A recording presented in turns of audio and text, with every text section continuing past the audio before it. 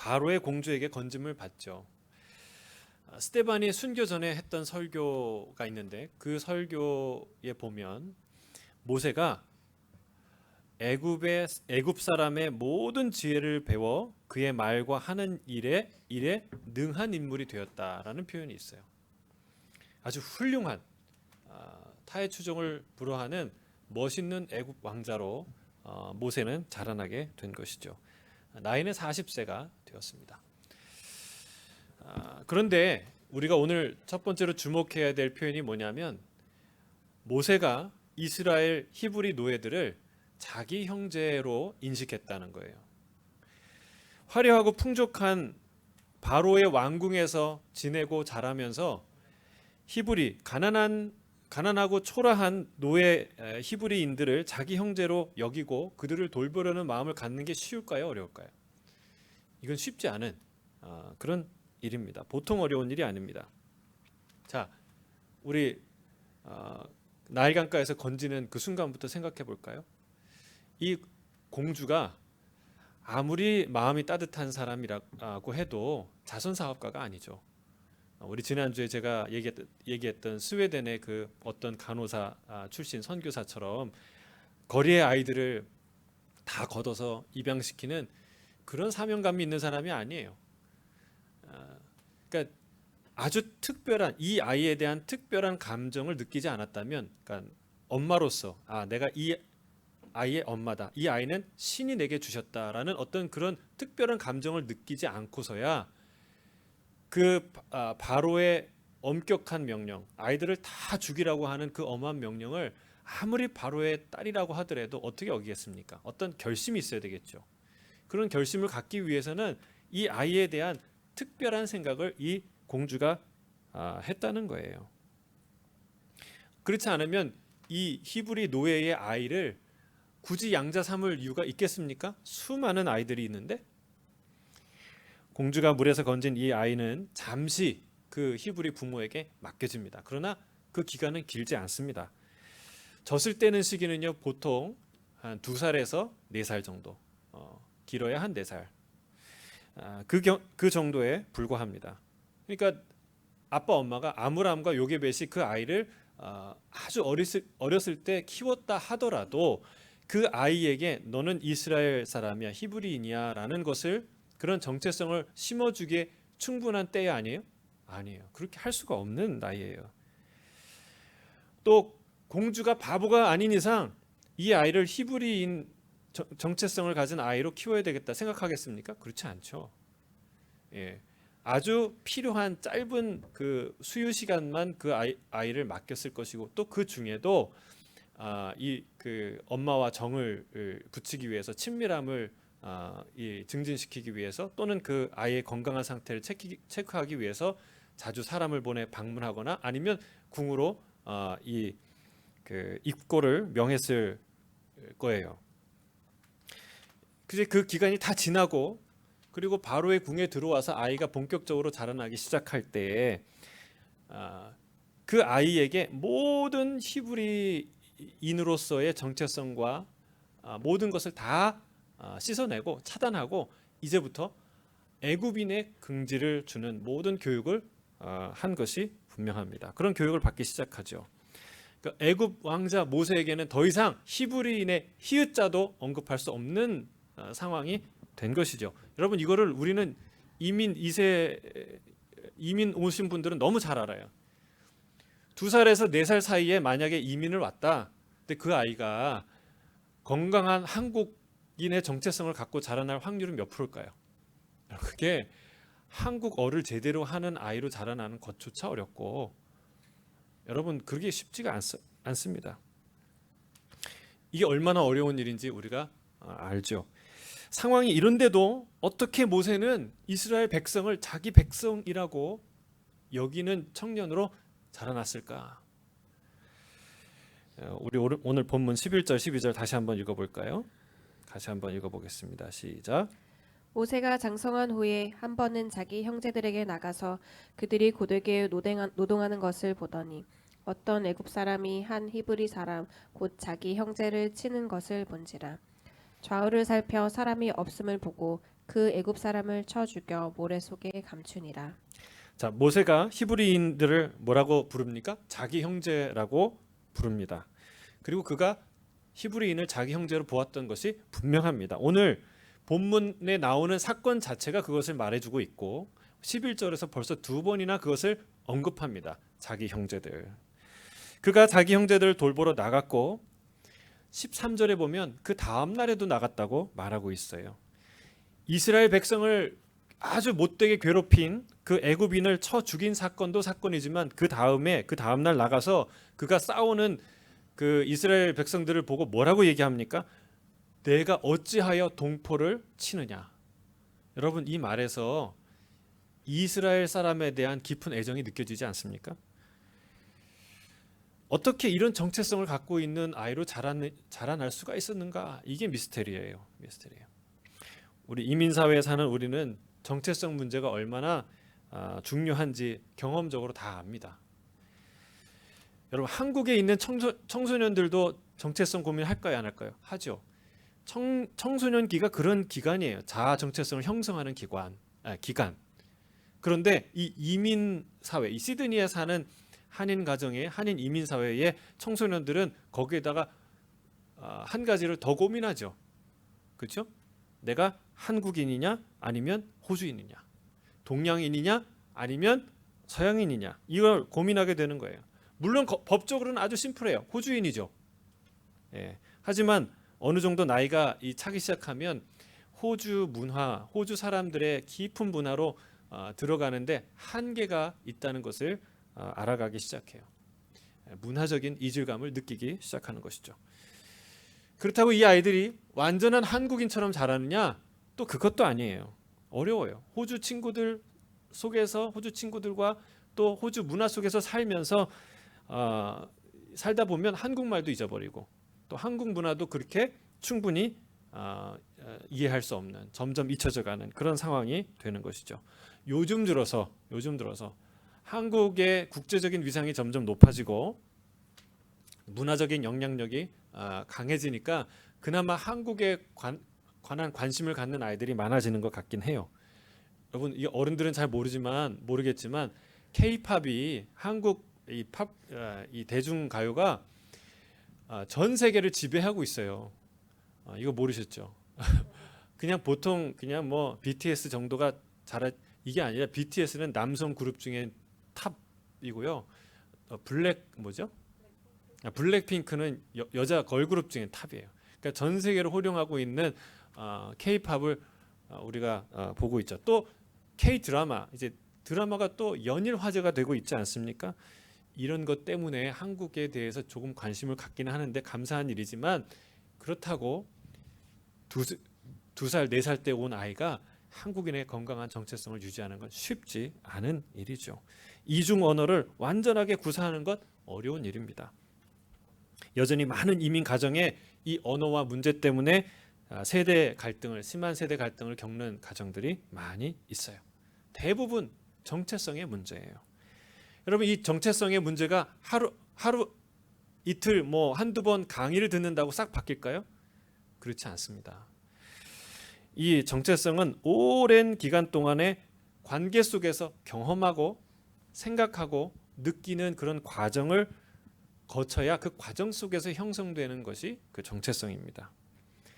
자, 여러분, 만약에 이 모세가 히브리인을 자기 형제라고 느끼는 그런 정체성을 갖지 못했다면 어떤 일이 벌어졌을까요? 오늘의 사건이 일어나지 않아요. 이런 모타로 아무 상관없는 그 히브리 노예들 싸움에 그들이 고난받는 것에 무슨 상관이겠습니까? 그리고 그 이후에 이 출애굽에 모세가 쓰임 받았겠어요? 쓰임 못 받았겠어요? 쓰임을 못 받는 것이죠. 그 민족에 대한 정체성과 애정이 없는 사람을 어떻게 200만을 이끄는 리더로 쓸 수가 있겠습니까? 여러분, 생각해 보세요. 어떤 한국의 아이가 2살 때 호주로 입양이 됐다고 생각해 보세요. 2살에서 4살 사이에 입양이 됐는데 호주의 명문가에 입양이 됐어요. 거기서 아주 사랑과 축복을 많이 받고 퀄리티 높은 교육을 받고 잘 자랐어요. 그러면 그 아이에게 그 아이가 어떤 정체성을 갖고 자라겠어요? 우리가 그 아이가 너 한국계잖아. 근데 한국을 모국이라고 생각 안 해? 이런 근본도 모르는 이렇게 우리가 그 아이를 비난하겠습니까? 그렇지 않죠. 그 아이는 자기 부모인 양부모인 호주 부모로부터 받은 사랑 그것에 보답하며 감사하며 그리고 호주의 인싸로 정재계의 아주 중요한 인싸로 잘 자라고 당연히 호주인으로 자라는 거예요. 여러분 모세가 그렇지 않겠습니까? 모세가 호를 단신 그 바로의 궁전에 들어가서 2살, 4살 때부터 자랐는데 여러분 어떻게 이런 정체성을 갖고 히브리인을 자기의 형제로 여기면서 사는 그런 마음을 도대체 어떻게 가질 수 있냐는 거예요. 그것은 기적 같은 일이고 하나님의 아주 특별한 섭리가 없었으면 불가능한 일이었다라는 것을 우리가 알 수 있습니다. 이 정체성을 그러니까 히브리인이 나의 동족이다라고 생각하는 이 정체성을 모세가 갖고 있다는 사실을 바로가 알았을까요? 몰랐을까요? 알았던 것 같아요. 근거는 뭐냐면 모세가 애굽인을 죽였다는 얘기를 듣자마자 이 바로가 모세를 죽이려고 찼습니다. 여러분 이거는 그냥 일어나는 일이 아니에요. 자, 오늘 본문 13절에서 15절 같이 한번 읽어볼까요? 13절에서 15절 시작.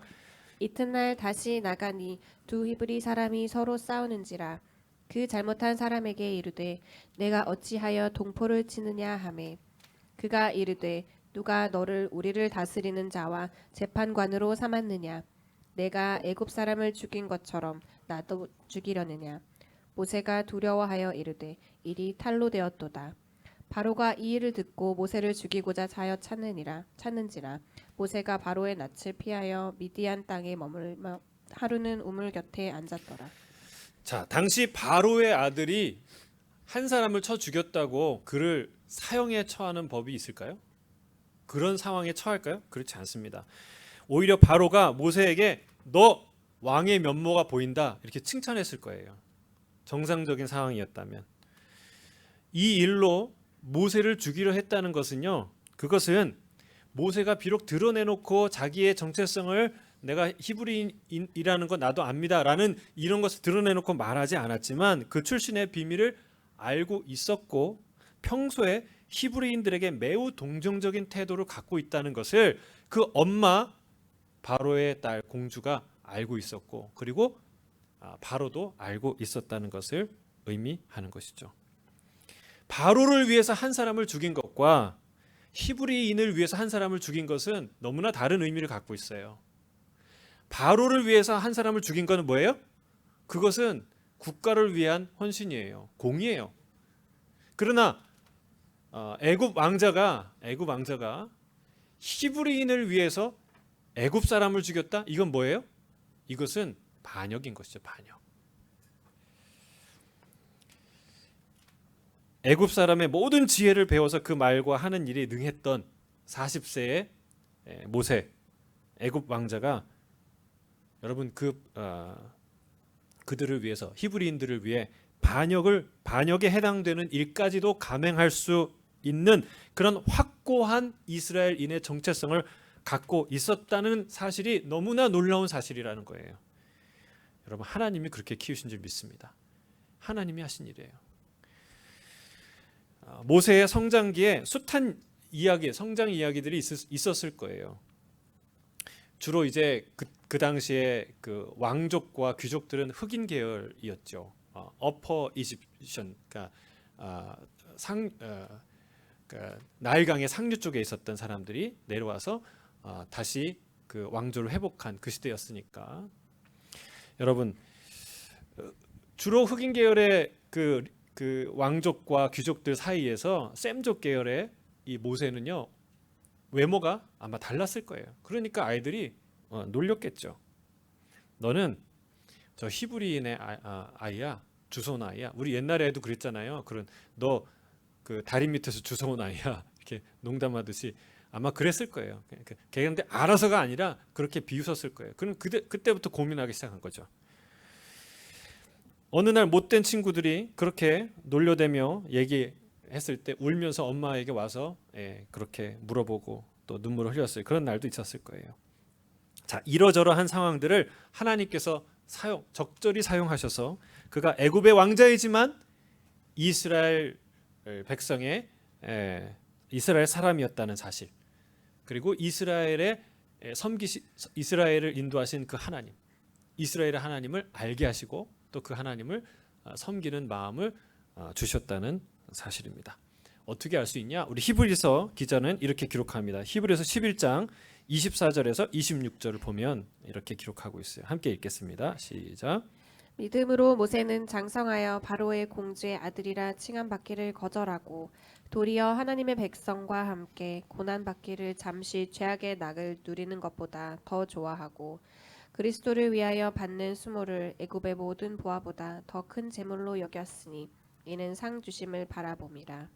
자, 그는 바로의 공주의 아들이라 칭함받기를 거절하였다라고 말합니다. 애굽의 모든 보화보다, 그리고 잠시 죄악의 낙을 마음껏 누리는 것보다, 그 향락보다 하나님의 백성과 고난받기를 더 좋아했다라고 말하는 거예요. 이때 40세의 모세가 아무 생각 없이 그냥 한번 그냥 욱하는 감정에 휩쓸려서 행동한 것이 아니라는 것을 우리가 알 수 있어요. 이 모든 열쇠가 뭐예요? 모세의 정체성이에요. 내가 누구인지 그가 알았기 때문에, 질문했기 때문에 그럴 것이고, 그걸 알았기 때문에 그랬을 것이에요. 자, 내가 나를 누구로 이해하느냐는 매우 중요합니다. 여러분 스스로는 어떤 정체성을 갖고 사십니까? 여러분, 너 하나님의 사람아, 바울이 디모데에게 한 것처럼 하나님의 사람이라는 정체성을 갖고 사십니까? 그리스도의 거룩한 옷을 입고 사는 주님의 백성이라는 정체성을 갖고 사십니까? 아멘 소리가 들리는 것 같습니다.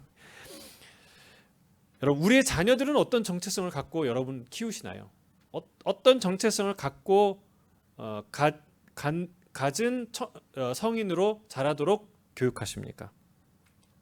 여러분, 부모가 그런 의식을 갖고 있는 게 중요합니다. 바로의 궁에 모세를 보낸 요게벳은 어떻게 살았을까요? 이제 내 손을 떠났으니까 다 잊고 잘 살아라. 나도 다 잊고 잘 산다. 그렇게 살아야지. 그랬을까요? 여러분 같으면 그러겠습니까? 여러분, 그럴 수가 없죠. 자기의 손을 떠나보낸 그 아이를 한시도 잊지 못했을 거예요. 매일 그 아이를 위해 눈물로 기도하는 일을 했을 거예요. 그게 진짜 엄마의 마음이죠. 내 손을 떠나보낸 그런 엄마의 마음이죠. 또 젖된 후에 하나님께 완전히 나신인으로 바쳤던 그 사무엘을 바쳤던 한나는 어땠을까요? 와, 이제는 육아의 모든 스트레스로부터 해방입니다. 할렐루야. 그리고 기쁘게 살았을까요? 아니죠. 눈에 밟히는 사무엘, 그 귀엽고 사랑스러운 사무엘을 위해 밤낮 기도했겠죠. 여러분, 사무엘 뒤에는 한나의 기도가 있었어요. 모세의 뒤에는 요게벳의 기도가 있었던 것입니다. 이 엄마의 눈물의 기도가 아니고서는 이 기적을 이해할 수도 설명할 길도 없다는 사실이에요. 사랑하는 성도 여러분, 우리도 우리 자녀를 위해 기도해야 될 줄 믿습니다. 우리의 자녀가 어떤 정체성을 갖고 사느냐는 매우 중요합니다. 여러분, 아이들이 분명히 갈등할 거예요. 내가 그리스도인이냐, 이 세상 사람이냐, 이 사이에. 내가 호주인이냐, 한국인이냐, 내가 동양인이냐, 서양인이냐, 이런 갈등을 혼란을 겪고 살게 될 거예요. 여러분, 그런데 그 아이에게 안전한 정체성을 심어주는 방법이 있어요. 그것은 뭐냐? 우리 아이들에게 먼저 너는 하나님의 자녀다라는 정체성을 심어주는 거예요. 여러분, 이게 가장 본질적이고 가장 광범위하고 가장 중요한 기초예요. 나를 이해하는 데 있어서. 그래서 여러분, 이게 되면요, 하나님의 자녀라는 기초가 딱 이제 세워지면 그 다음에는 어떤 정체성도 문제가 안 돼요. 오히려 두 가지나 그 이상이 굉장히 조화롭게 조화를 이룰 수 있는 환경이 돼요. 왜요? 그 모든 것을 하나님이 만드셨기 때문에. 한국인도 하나님 만드셨고 호주인도 하나님 만드셨어요. 뭐가 문제예요? 서양인도 하나님 만드셨고 동양인도 하나님 만드셨어요. 흑인도 백인도 다 하나님 만드셨어요. 할렐루야.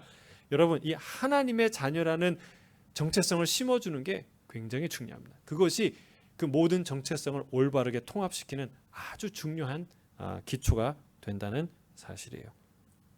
성경의 위대한 인물은요, 굉장히 많은 인물 중에 이민 2세가 많아요. 다니엘도 그렇고 오늘 본문에 나오는 모세도 그렇고 에스더도 그렇고 느헤미야도 그렇습니다. 다 이민 2세였어요. 그들이 가진 공통점은 뭘까요? 세 가지의 정체성을 함께 가지고 있었다는 거예요. 하나님의 백성이라는 정체성, 그리고 그가 속한 그 나라의 시민으로서의 정체성, 그리고 유대인이라는 민족적 정체성을 다 한꺼번에 가지고 있었던 사람들이었다는 것입니다. 여러분, 요게벳은요, 아이를 만날 수 없었기 때문에 기도밖에 할 수 없었죠. 그러나 여러분, 우리는 우리 자녀를 우리 손으로 기르지 않습니까? 여러분, 우리는 건강한 정체성을 갖는 아이를 우리가 키워야 돼요. 우리가 기도해야 돼요. 에스더는 고아였지만 누구 손에 자랐습니까? 삼촌 모르드게의 손에서 아주 확고한 유대인의 정체성을 가진 여인으로 자라나게 됐어요. 아름다운 여인으로 성장하게 되었습니다. 다니엘도 느헤미야도 여러분, 교회 하나 없는 해당이 있었을까 모르겠어요. 그런 상황에서, 그런 바벨론에서, 수산성에서 도대체 어떻게 그런 건강한 강력한 믿음을 가진 정체성을 가진 아이로 자라날 수 있었을까요? 부모님이에요, 부모님. 그들은 아빠, 엄마, 특히 엄마의 무릎 위에서 기도와 말씀과 그들의 역사를 배우게 된 것이죠. 사랑하는 성도 여러분, 기적처럼 모세가 하나님의 백성 이스라엘을 자기 형제로 여기는 이런 정체성을 갖고 자란 것처럼 우리의 자녀들이 이 이민 땅에서, 이 낯선 땅에서 하나님을 경외하는 하나님의 사람으로, 또한 한국인으로, 그리고 충실한 호주인으로서의 자부심과 확신을 갖는 그런 정체성을 가진 아이로 자라나게 될 줄 믿습니다. 여러분, 그것을 위해서 우리가 시작한 게 오남성이에요. 그래서 그 길을 지금도 뚜벅뚜벅 가고 있어요. 여러분, 이 길은요, 한 교회의 울타리를 벗어나서 이 이민사회 전체가, 모든 부모와 모든 가정이 함께 가야 될 길이라고 믿습니다. 저는 축복합니다. 예수 따라가는 교회 모든 가정의 자녀들이 하나님의 자녀라는 그 확고한 정체성을 가진 자녀들로 성장하게 되길 주의 이름 축복합니다. 아멘. 여러분, 그 정체성 때문에 모세가 쓰임받을 수 있었던 것입니다. 자, 두 번째로 살펴볼 것은요, 모세의 실패예요. 모세의 실패. 그가 정치적인 야심이 있었다면, 또는 애굽의 모든 보화에 관심이 있었다면, 바로 왕이 나를 한 자리 해주지 않을까, 이런 마음이 있었다면, 잠시 죄악의 낙을 누리는데 마음이 있었다면 결코 이스라엘과 엮이지 않았을 거예요. 결코.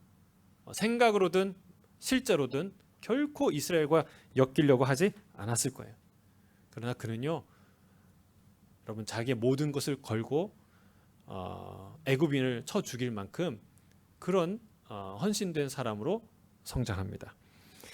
또한 그는 나무랄 데 없이 훌륭한 리더로 애굽 왕자로 자라났어요. 애굽의 모든 뛰어난 문물을 익혔을 뿐만 아니라 역사적 사명감까지 깨닫고 자기 백성을 스스로 돌보는, 부지런히 돌보는 리더로 자라났습니다. 아마도 자기 뿌리에 대한 고민이 그를 젊은 나이에 더 깊은 고민과 성숙함으로 이끌었을지 모릅니다.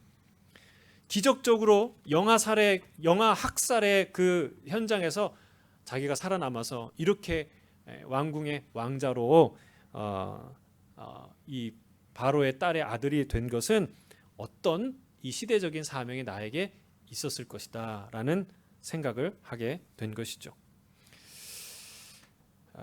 여러분 출애굽의 저자는 누굽니까? 모세죠. 그러니까 요 부분은요. 그 당시에 40세의 모세가 어떤 마음을 가졌는지 누구보다 잘 아는 모세가 자기 마음을 기록한 거예요. 노예를 가혹하게 대하는 것은 일상적으로 일어나는 일이었습니다. 더욱이 애굽 왕제가 그것을 가슴 아파한다는 것은 있을 수 없는 일입니다. 히브리 노예를 위해 애굽 관리를 쳐 죽이는 일은 그가 얼마나 깊이 이스라엘 백성과 자신을 동일시했는지, 그들을 사랑했는지 알 수 있는 대목인 것이죠. 그리고 그 일 후에 다음 날에도, 그렇죠? 13절에 이튿날에 매일같이 나갔다는 거예요. 여러분 얼마나 대단한 애정입니까? 하지만 그의 일은 탄로가 나고 맙니다. 서로 싸우던 히브리인 하나가 그의 일에 참견하는 모세를 향해 뭐라고 얘기하는 거예요? 어제 일어났던 살인 사건에 대해서 공개적으로 언급하고 나섰기 때문에 그렇습니다. 여러분 근데 이걸 가만히 보면 하나님께서 모세를 살리려고 하신 것 같아요. 왜냐? 그 노예 한 사람이 그 살인 그 사건을 관해서 알았다면 사실은 모든 사람이 다 알았다는 얘긴데, 그렇다면 모세의 그 행한 일이 바로의 귀에 들어가는 건 시간 문제였다는 거예요. 만약에 나중에 이것이 발각되고 자기는 다 모른다고 생각하는데, 그런데 사실은 그 사실이 다 알고 그게 바로의 귀에 들어가면요 꼼짝없이 잡혀서 죽는 거죠. 도망갈 수도 없는 상황이 되는 거죠. 근데 하나님은 이 일로 인해서 모세를 광야로 탈출시키십니다. 자, 그러나 이 상황을 볼 때 그가 충분한 자격도 있었고 열정도 있었고 능력도 있었어요. 그리고 이스라엘 백성에 대한 대단한 애정도 있었어요. 그런데 왜 모세는 실패할 수밖에 없었을까요? 다시 스데반의 설교로 돌아가면 사도행전 7장 23절에서 25절이에요. 사도행전 7장 23절 25절 같이 한번 읽어볼까요? 시작. 나이가 40이 되매 그 형제 이스라엘 자손을 돌볼 생각이 나더니 한 사람이 원통한 일 당함을 보고 보호하여 압제받는 자를 위하여 원수를 갚아 애굽 사람을 쳐 죽이니라. 그는 그의 형제들이 하나님께서 자기의 손을 통하여 구원해 주시는 것을 깨달으리라고 생각하였으나 그들이 깨닫지 못하였더라.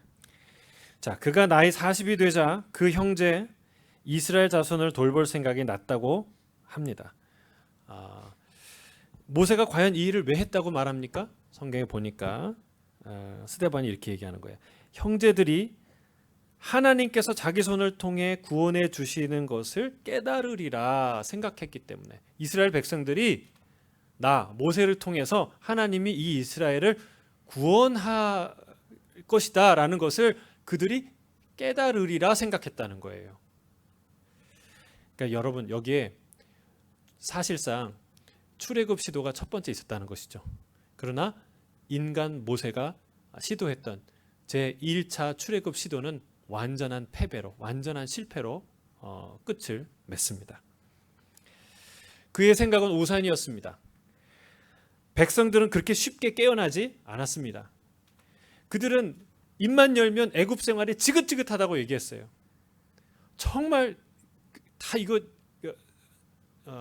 다 그만두고 싶다고 그렇게 얘기를 했어요. 살려달라고 얘기했어요. 그러나 정작 애굽으로부터의 독립이나 홀로 서기를 생각할 생각은 그들에게 전혀 없었던 것이죠.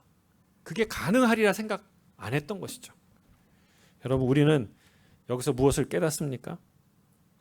출애굽은 그렇게 쉽게 일어나지 않는다는 거예요. 아무리 걸출한 한 인물이 나타나도 모든 것이 준비된, 모든 애정과 헌신을 갖고 있는 그런 마음의 태도를 갖고 있는 한 사람이 나타나도 그 한 사람으로 말미암아 구원을 얻을 수 있는 게, 출애굽이 일어날 수 있는 게 아니다라는 사실입니다. 여러분 그보다 모세보다 더 아주 적당한 훌륭한 자격을 갖춘 사람이 있을까요? 그렇지 않죠. 자기 자신도 그걸 알았을 거예요. 나만큼 자격과 실력을 갖춘 사람은 없다. 그것은 자만이 아니라 사실이었어요. 그는 애굽의 부귀와 성공도 공주의 아들이라는 신분도 다 포기할 만큼 다 포기할 각오를 다 실제로 했던 거예요. 그런 희생을 하면 내가 기꺼이 낮아지면 그리고 깃발을 들면 사람들이 다 그때는 나를 따를 것이라 생각했던 것이죠. 마치 이런 착각을 하면 안 돼요. 우리는 마치 이 그 철없던 한 애굽 왕자가 평생 궁궐에 갇혔다가 한번 나들이 나가서 저잣거리에서 싸움을 보고 억울한 일을 보고 격분해 가지고 그냥 일시적으로 그가 이 사건을 저질렀다라고 생각해서는 안 돼요. 여러분, 모세가 어떤 사람이에요? 모세가 한 번 격분해서 애굽 사람을 쳐 죽인 것 같이 보이지만 모세는 그렇게 감정적이고 어리숙한 사람이 아니었어요. 오늘 본문에 보면요, 아무도 없는 것을 확인했다고 그랬어요.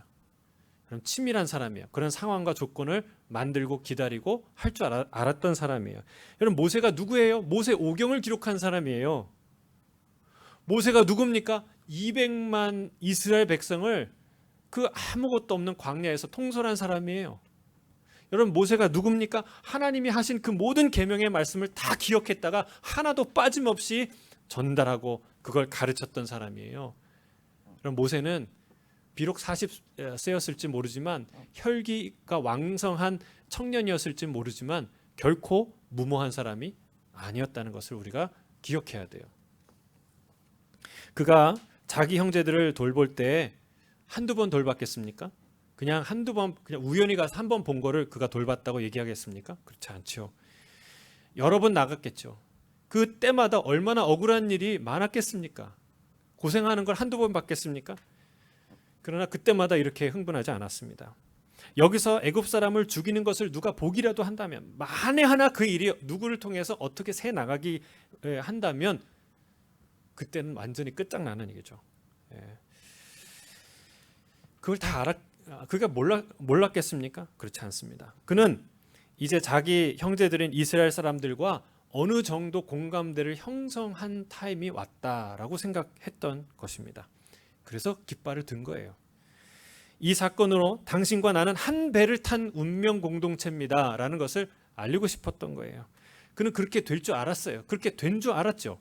그러나 백성들이 한껏 자기를 칭송하고 존경하며 따라올 줄 알았어요. 하지만 그의 생각은 그의 기대와 멀었습니다. 여지없이 그의 기대는 무너지고 말았습니다. 그가 같은 동족끼리 왜 싸우냐라고 뜯어 말리니까 뭐라고 합니까? 그 사람들의 반응이 놀라웠어요. 누가 당신을 우리의 지도자로 우리의 심판관으로 삼았느냐? 너가 어제 애굽 사람을 죽인 것처럼 나도 쳐 죽이려고 하냐라고 따져 물은 것이죠. 그 입을 막아줄 사람이 아무도 없었어요. 그제야 깨닫게 된 것이죠. 우리가 시쳇말로 이렇게 얘기합니다. 세됐구나. 완전히 망했구나. 완전히 끝장났구나. 혼자만의 사랑이었고 짝사랑이었다는 것이 드러난 것이죠. 하루아침에 이집트의 왕자가 현상수배범이 됩니다. 공주의 아들이 도망자가 된 것이죠. 결국 도망가다 미디안 광야를 헤매다가 한 여인을 만나서 양을 치는 목자가 됩니다. 40년간 그렇게 세월을 보내게 되죠. 사랑하는 성도 여러분, 성경은 우리에게 뭘 보여줍니까? 출애굽, 곧 구원은 그렇게 쉽게 이루어지는 것이 아니다. 인간의 손에 달려있는 것이 아니다라는 것을 가르쳐주는 거예요. 사람의 힘으로 될 수 있는 게 아니다. 구원은 인간의 힘으로 일어나는 것이 아닌 줄로 믿습니다. 아무리 수영을 잘해도 파라마타 강은 건너겠지만 태평양을 건널 수는 없는 거예요. 구원이 얼마나 위대한 선물인지, 얼마나 거대한 선물인지를 우리가 알아야 돼요. 근데 구원이 10원에서 1원 모자란 것쯤으로 생각해요. 여러분, 그렇지 않습니다. 여러분, 우리가 욥기를 요즘에 묵상하는데 욥의 신앙을 한마디로 뭐라고 표현합니까? 하나님이 온전한 신앙이다. 온전한 신앙.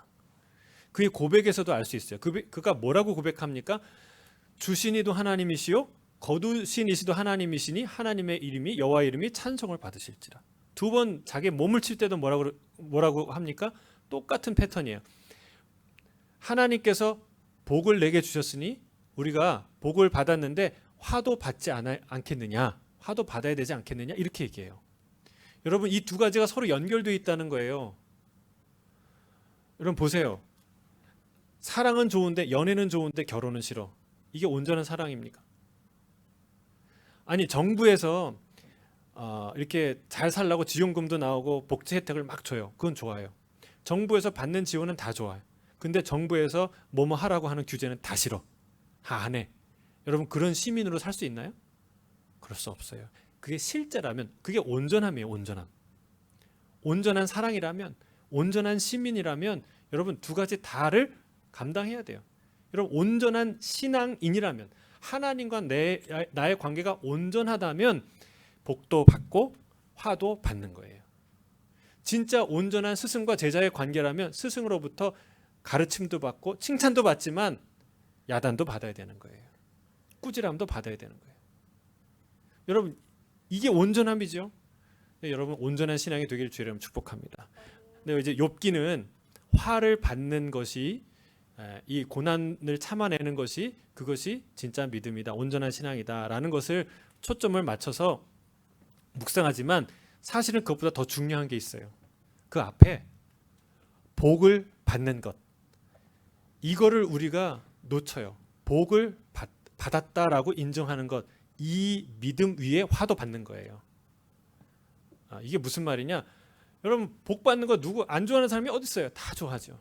그러나 여러분, 이 욥의 고백에는요, 내가 그동안 누려왔던 모든 것이 다 하나부터 열까지 하나님이 주신 복이었습니다라는 진정한 믿음이, 그 믿음의 진정성이 거기 있었던 거예요. 내가 숨쉬는 거, 사는 거, 자녀 낳은 거, 그리고 이 많은 재물을 누렸던 그 모든 시간이 하나님이 나에게 주신, 내가 도저히 누릴 수 없고 구한다고 얻을 수 없는 그런 놀라운 선물이었다는 것을, 그 은혜의 크기를 이해하고 알고 감사했기 때문에 화도 받는 거예요. 여러분, 왜 우리가 화를 못 받나요? 하나님의 재앙과 꾸지람을 못 받나요? 받은 게 없다고 생각하니까. 받아놓고선 받는 건 좋아요. 근데 그걸 하나님으로부터 받았고 하나님 때문에 받았고 이것을 하나님이 주시는 분이라는 것을 인정하고 100% 경험하는 사람이 많지 않아요. 여러분, 오늘 우리가 주목해야 될 것은 이 구원이라는 게 얼마나 큰 것인지 이 출애굽기가 보여주고 있다는 거예요. 이 출애굽의 사건 자체가, 이 장대한 스케일의 이 드라마가, 우리가 받은 구원, 하나님 우리에게 주신 구원이 그냥 10원에서 1원 빠진 게 구원이다, 이런 값싼 구원이 아니라, 인간이 도저히 이런 왕궁에서 40년간 교육을 받고 어마어마하게 건강한 정체성과 모든 것을 갖춘 이 훌륭한 애굽 왕자도 감히 이야기조차 꺼낼 수 없는, 이 이야기를 꺼내자마자 망하는, 그게 구원이다. 그게 출애굽이다. 여러분, 할렐루야. 여러분, 우리가 받은 구원이 얼마나 큰 것인지 알아가기를 주의 이름으로 축복합니다. 이 출애굽기를 묵상하는 과정에 그 지식이 생겨지기를 주의 이름으로 축복합니다. 여러분, 내가 충분히 할 수 있을 것 같은데 실제 해보니까 완전히 망한 것들 있지 않습니까? 예. 여기 이민 오신 분들은 아마 한두 번쯤은 다 경험하셨을 거예요. 만만하게 생각했던 그 비즈니스, 물론 만만하지 않죠. 그러나 이렇게 딱 시작했는데 생각보다 어려워요. 사기를 당해서 망하고, 경기가 안 좋아서 망하고, 그 비즈니스를 잘 몰라서 망하고, 실수해서 망하는 일을 경험합니다. 사람에게도 마찬가지예요. 이 사람 내가 바꿀 수 있을 것 같은데, 이 사람 내가 변화시킬 수 있을 것 같은데, 이 아이는 내가 고칠 수 있을 것 같은데, 내가 잘 양육할 수 있을 것 같은데, 막상 시작해 보니까 펀펀이 나가 떨어져요. 피투성이가 될 정도로 상처만 남는 관계가 되죠. 그런 경험을, 실패를, 우리는 처절한 실패를 경험합니다. 세상에서 외치는 구호를 보세요. 여기 구원이 있다, 저기 구원이 있다, 다 소리를 칩니다. 이거면 산다, 이 사람이면 우리가 살 거다, 저 사람이면 우리가 살 거다 외치지 않습니까? 이걸 가지면 산다, 그리고 저걸 먹으면 산다, 다 여기저기 구원이 서로 여기 있다고 말하고 있습니다. 이걸 알면, 이걸 배우면 산다 말하고 있습니다. 하지만 성경은 우리에게 보여줍니다. 구원이란 그렇게 존재할 수가 없다라는 거예요. 구원은 인간의 힘으로, 인간의 손으로 이뤄내는 것이 아니다라는 것을 오늘 사건을 통해 보여준다는 사실이에요. 여러분, 아무리 대단한 에너지 회사라도 여러분, 이렇게 환한 전등은 환하게 밝힐 수 있지만 저 태양 자체를 만들 수는 없어요. 여러분, 구원은 태양과 같은 거예요. 그거는 누구만 만들어요? 하나님만 우리에게 주실 수 있는 것이다. 구원은 오직 하나님께만 있는 줄로 믿습니다. 여러분, 영접하는 자, 곧 그 이름을 믿는 자들에게는 하나님의 자녀가 되는 권세를 주셨으니 이는 혈통으로나 육정으로나 사람의 뜻으로 나지 아니하고 무엇으로? 오직 하나님께로부터 난 자들이니라. 여러분, 구원은 어디서 나요? 혈통이나 사람이나 육정으로 나는 게 아니다. 어디로부터? 하나님께로부터 난 것이다. 그게 구원이라는 거예요. 여러분, 내가 해서 망한 거예요. 우리 지난주도 그걸 묵상했지만 지금 망한 건 아니죠. 근데 오늘은 망하지 않습니까? 내가 해서 망한 거예요. 하나님 손에 맡기시길 바랍니다. 하나님의 손에 맡기면 그럼 내 뜻대로 되냐? 아니에요. 하나님 뜻대로 돼요. 여러분, 출애굽의 여정을 보세요. 모세가 지금은 망한 것 같아요. 완전히 쫄딱 망한 것 같아요. 이제 다시 이스라엘 그 히브리인들 중에 모세만큼 걸출한 준비된 인물이 언제 한번 다시 나오겠습니까? 불가능한 일이에요. 희망은 다 물 건너간 것 같아요. 그러나 여러분, 우리는 알죠. 40년 후에 어떤 일이 일어나는지 다음 주 그거 살펴볼 텐데, 여러분 40년 후에 하나님이 어떻게 하시는지 보세요. 내 생각이 이루어지는 게 중요한 게 아니라는 거예요. 이 아이에게, 우리 남편에게, 이 비즈니스에게, 내 인생에 내 생각이 이루어지는 게 중요한 게 아니에요. 하나님 뜻이 이루어지는 게 중요하다는 사실이에요. 하나님의 때에 하나님의 방법으로 내가 상상할 수 없는 위대한 구원을 하나님께서 이루실 줄로 믿습니다. 하나님께 온전히 맡기시는 저와 여러분이 되시길 주의 이름으로 축복합니다. 여러분, 말씀을 맺습니다. 오늘 모세의 희망과 절망을 봤어요. 바로의 궁전에서 자랐지만 그러나 하나님의 백성의 정체성을 갖고 자란 모세처럼 이 이민 땅에서 살지만, 이방 땅에서 자라나지만 우리의 자녀들이 건강한 하나님의 자녀로의 정체성을 갖고 성장하기를 주의 이름 축복합니다. 또 내 힘으로 구원하려는 어리석음을 버리고 오직 하나님께 맡기며 하나님을 의지하는 그런 하나님의 사람이 되시기를 주의 이름 축복합니다. 그를 의지하는 자에게 하나님의 놀라운 구원의 역사가 펼쳐질 줄 믿습니다. 아멘. 우리 같이 기도하겠습니다.